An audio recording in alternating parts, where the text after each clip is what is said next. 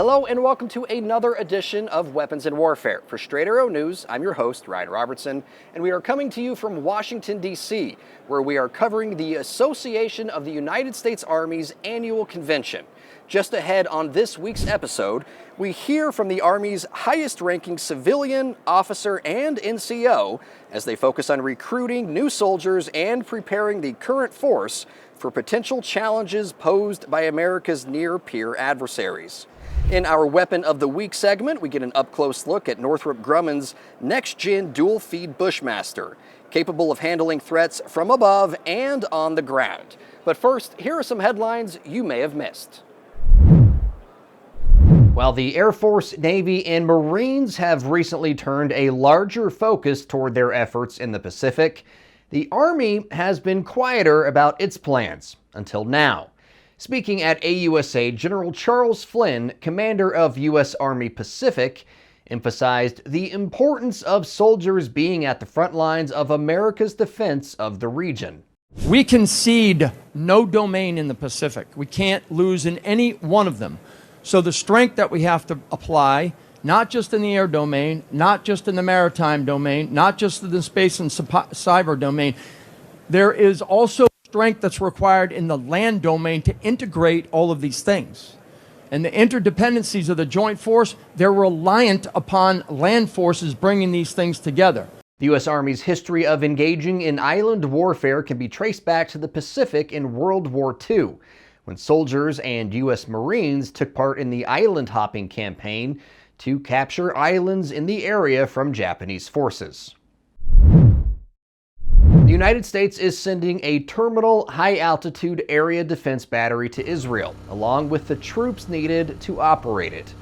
In a statement, Pentagon spokesman Major General Pat Ryder said Defense Secretary Lloyd Austin authorized the deployment of the THAAD battery at the direction of President Joe Biden. He said the system will help bolster Israel's air defenses following Iran's ballistic missile attacks on Israel in April and October. In his statement, Ryder said the deployment, quote, underscores the United States' ironclad commitment to the defense of Israel and to defend Americans in Israel from any further ballistic missile attacks by Iran. It's going to be fully operations capable in the near future. I'm not going to get into the specific dates for operation security. I will say that it has been integrated into the Israeli air defense as well as our broader U.S.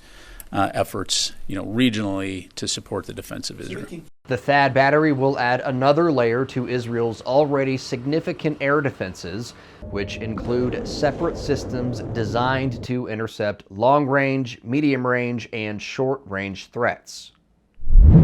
And a converted Japanese helicopter carrier is now anchored on the west coast of the United States.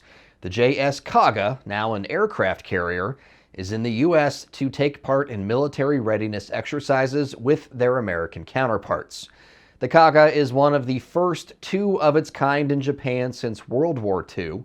Over the next few weeks, American F-35Bs will be landing on the Japanese ship for crew training, as Japan has 42 of the Joint Strike Fighters on order. It represents another step in U.S. strategy to deter and contain China in the Pacific. With nearly 900,000 active duty soldiers and more than 500,000 in the Guard and Reserves, America's largest and oldest branch of service finds itself in a tough spot.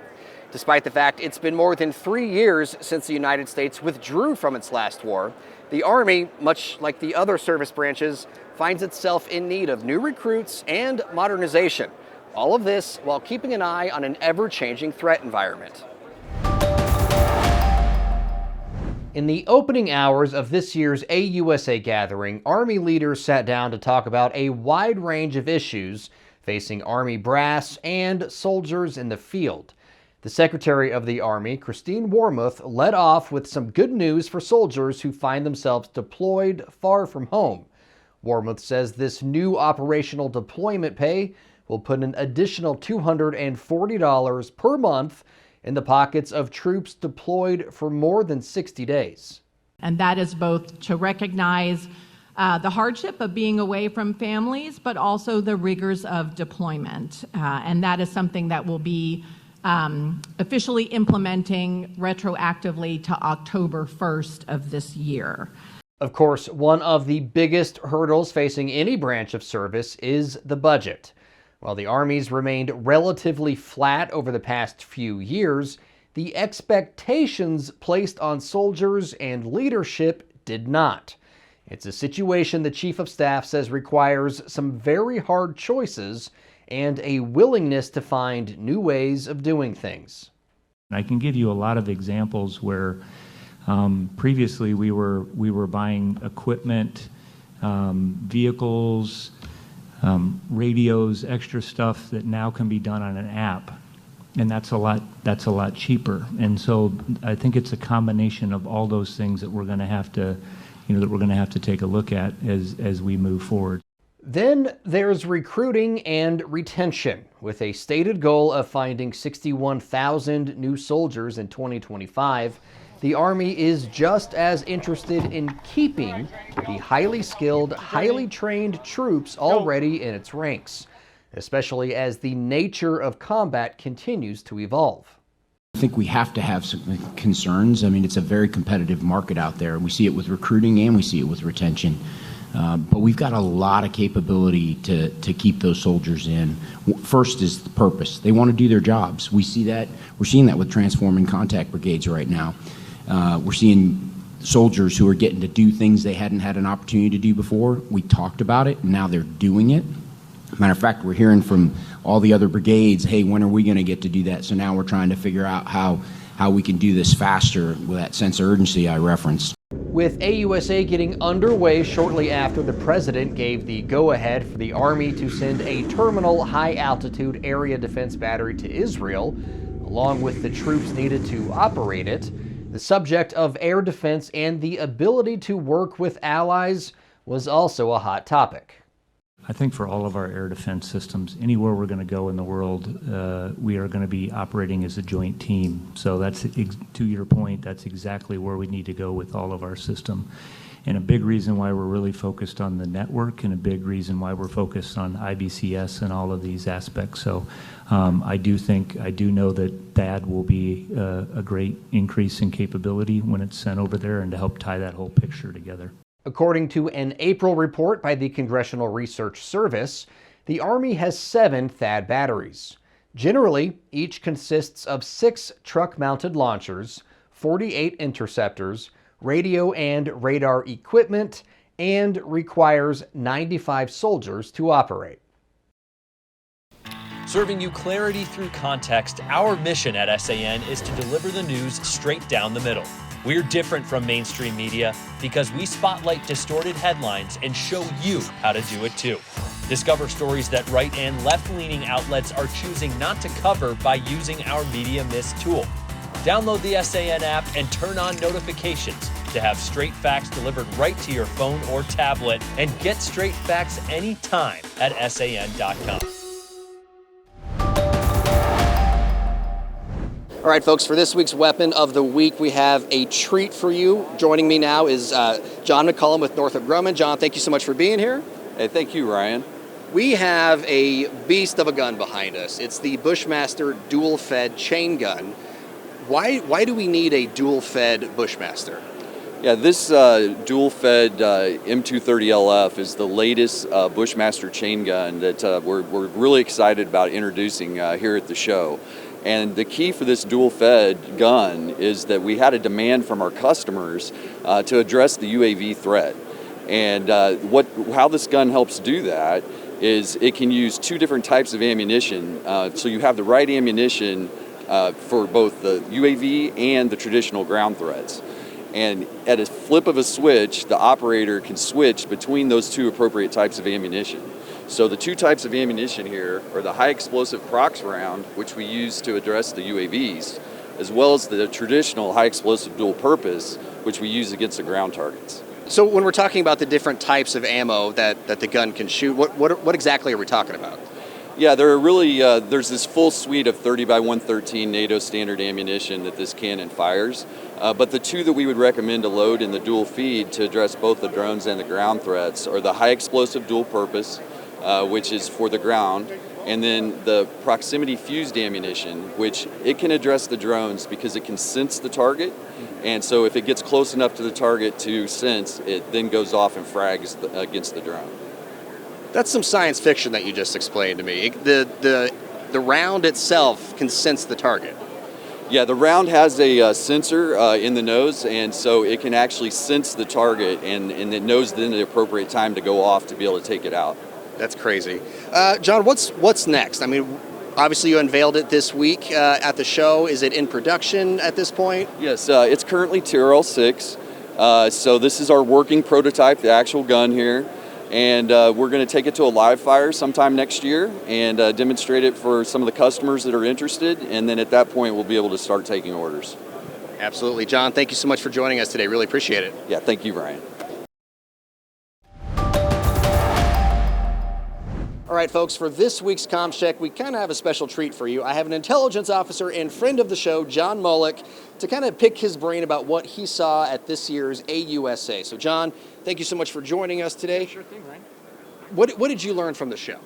Oh, I learned a lot of things. First and foremost, drones are everywhere, right? And I think that's pretty obvious given the current landscape that we have downrange, particularly in Ukraine. But everybody wants to sell a drone. Everyone wants the newest capability, and they're all fighting in order to get that capability on the battle space. Now, and what's cool for me as an intelligence officer is a lot of these drones are within the ISR sphere. So they're trying to demonstrate their EOIR capabilities. They want to be able to fly longer. EOIR. So electro-optical infrared. So the ability to see at night, during the day. Also, we have LiDAR capability, which is able to see through clouds, those type of things. And they're trying to demonstrate how their component could be better. And this is all great for the United States and all of our allies and partners that are here as well, as we're all trying to get just a little bit better, a little bit faster. And that's really good to see. What surprised you? Is there anything that really stood out and surprised you the most out of this show? Well, I think the thing that's surprising the most is the fact they're able to get a 155 self-propelled howitzer artillery system from Sweden on the second floor of a convention center. I think that's amazing, right? You want to talk logistics and sustainment, but I don't know if surprise is the right answer or the right word to describe it, but it's really heartening to see the relationships that are being built. And some have already been developed, particularly within the NATO community, but sitting through some of these conversations with our allies, some of the panels I was able to attend, to see how well we are integrating now, given the threat from Russia and Ukraine, and how it's really forced NATO to come together. And we're all working together in all domains, not, air, ground, land, but also within the intelligence domain as well. We're talking about increasing communication using a BICE system, which is like a classified system that we use to pass information, and all of the commanders are on the same page, all of the countries are on the same page, everyone's unified in their effort to protect against Russian aggression.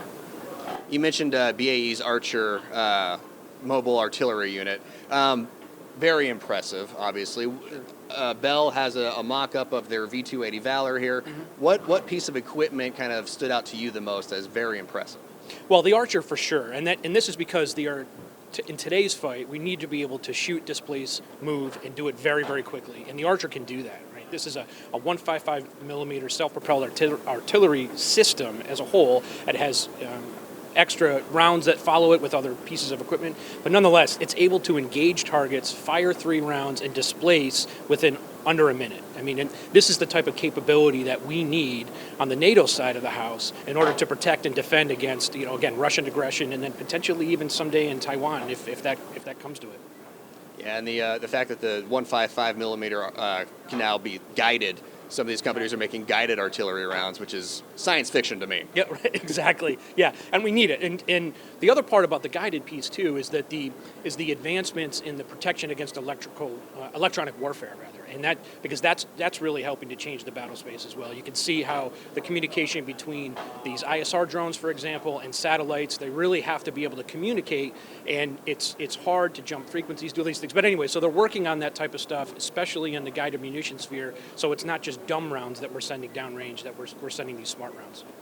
John, always appreciate talking to you. It was really great to meet you in person. Thank you so much for joining us today. Thanks, Ryan. Appreciate it. Appreciate it. Yeah. All right, folks, that'll do it for this week's Comms Check. All opinions expressed in this segment are solely the opinions of the contributors. Folks, if you ever have a chance to visit the AUSA convention in Washington, D.C., I highly suggest you do. It's free and it's fascinating. For us here at Weapons and Warfare, this was our first time attending the meeting. We walked almost 20 miles in 3 days, learning about all sorts of stuff. And we'll be sharing it with all of you in the months ahead. Plus, we still have content from air, space, and cyber to share. So if you want to know more about the United States military, believe me when I say Weapons and Warfare has you covered. So please make sure you like and subscribe to all of our social media channels and share the show with your friends as well. While we were walking around all those miles this week, there were a lot of new things to see, but it was still somewhat familiar. Similar to previous defense expos we've been to, we met some of the most brilliant minds on the planet, and they're creating powerful, ingenious, and in many cases, cost-effective solutions to all sorts of problems. Problems American forces would face if fears about a conflict with China or Russia become reality. And the thing is, many of those solutions are ready, or very near ready, to going into production. But the companies can't start churning out those solutions because the procurement process in the DoD is, as my grandma used to say, older than mud. The Air Force Secretary, Frank Kendall, was a little bit more demure when he said the United States military needs to move at the speed of relevancy. And the Army Chief of Staff, General Randy George, also recognized the reality of the situation, saying this week the Army has to buy smart and fast because its budget is tight, its numbers are lean, and that requires the service to prioritize and make informed investments. The Government Accountability Office says it takes DoD major acquisition programs an average of 11 years to deliver on initial capabilities. 11 years. It's not exactly moving at the speed of relevancy, and as my grandma would say, that dog don't hunt. The United States military is the most lethal fighting force on the planet, but in drawn-out conflicts, even the most lethal warriors need weapons, which is why I also encourage every politician in power today and in the future to attend shows like the AUSA convention so they can meet some of the brave men and women they might be failing by not moving fast enough. Those are my thoughts, but we sure would like to hear yours. You can email the show, weaponsandwarfare@san.com, all spelled out, and we sure would like to hear what you have to say about all of this stuff. For senior producer Brett Baker, video editor Brian Spencer, and graphics artist Dakota Patillo, I'm Ryan Robertson, giving a very special thanks to our photographer this week, Sam Beatty, with Straight Arrow News, signing off.